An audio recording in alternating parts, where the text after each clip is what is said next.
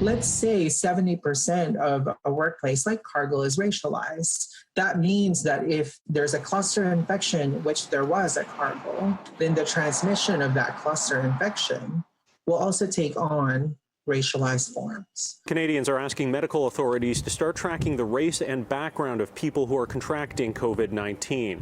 Numbers from the UK show that Black Britons are twice as likely to die of coronavirus, while stats from the U.S. show that COVID-19 is spreading much quicker in Black communities. But we don't know if Canada's minority populations are at risk because only a few local health authorities are currently tracking the race and background of people who are getting infected. Just because a community has a disproportionate number of cases does not necessarily mean that they're not following orders, that there's something cultural about the disease.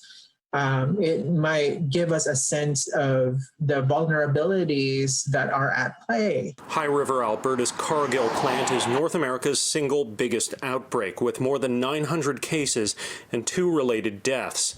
Employees say 60 to 80% of the workforce is Filipino.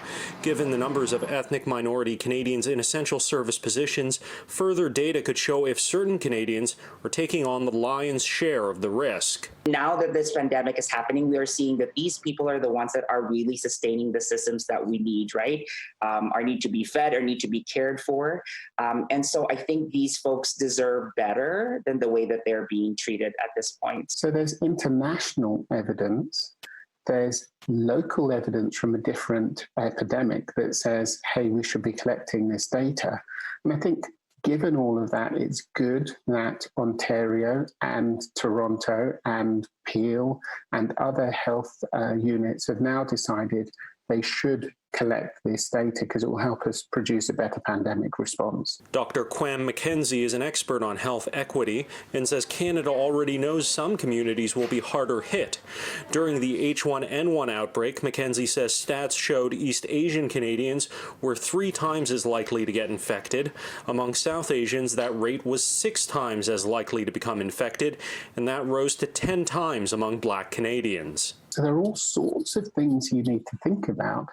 But the first thing you need is the data so you can sit down and work out what's going on. We have been literally flying blind. However, collecting that data is just the start.